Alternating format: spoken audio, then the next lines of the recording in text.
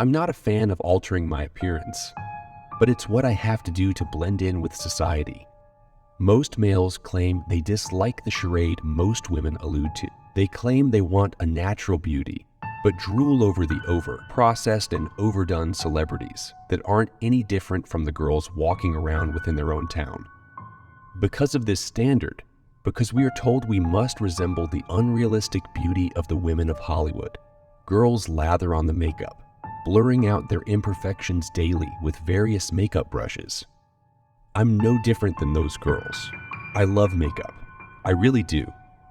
But it's a hassle. My boyfriend has to wait in the living room for hours as I get ready for a simple movie date, attempting to perfect some imaginary caliber of aesthetic. Like many women, I refuse to leave the bathroom until I am fully made up, smiling cheerfully within the mirror's false reflection of myself. Unbeknownst to my boyfriend and the male population in general, natural is no longer in. Anyone within my community that is without the props and the gimmicks are no longer sought after, regardless of the beauty they may display.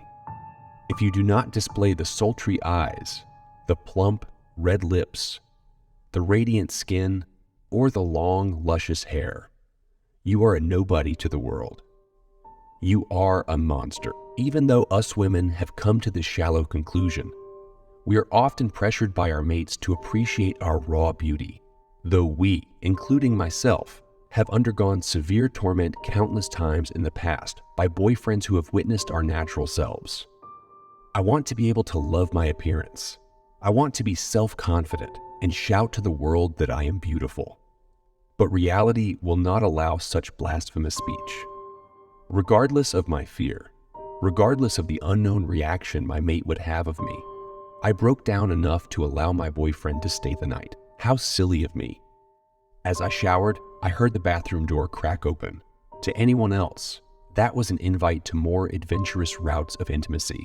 But to me, it was fear-inducing.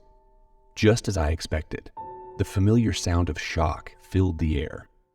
"What the fuck?" he said shakily. I turned the water off, slowly pulling the shower curtain open with hesitant hands. Once exposed, my boyfriend's gaze met mine, and though his eyes traveled up and down my nude body, the one he was so in love with previously, the look he displayed when he met my face was heartbreaking. "Can we talk about this?" I questioned as he began backing away, his eyes wild with horror. He shook his head, trembling as he stumbled over his own shoes. "Where the fuck is your nose? What the fuck are you?" he questioned hysterically. I let out a deep sigh, extending my arms out towards him. "Please, don't do this," I said, pleading with him. He continued backing away, turning his head swiftly towards the door, calculating how far a run it would be to make it out. "You can't leave," I said, shaking my head as tears fell down my cheeks. Because of my sudden deepened voice, his attention turned back to me, his expression even more horrified with the swift change of tone. As they all have in the past, he sprinted towards the door. As they all have in the past, he sprinted towards the door, forgetting to unlock the countless locks bolted on the frame. I watched on for a while, observing his horror, shock, and obvious repulsion of me. The anger began to swell as it had for years, the disappointment I felt as I witnessed him try to abandon me, forgetting the amount of courage it took me to reveal myself without the added hair, the fake tan, the prosthetic nose and ears, the hazel contact lenses, and the collagen-filled lips. He didn't appreciate my efforts to please him. So, as he struggled with the last lock, screaming for help, I walked over, helping him unlock the door. Once outside, he began running down the hall, unaware of the growing population of women in the halls.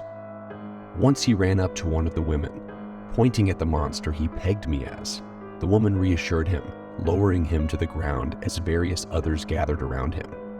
Slowly, realization sunk in of his dire situation. The women all removed their masks, the ones my fellow sisters were confined in because of societal standards, and began ripping him apart.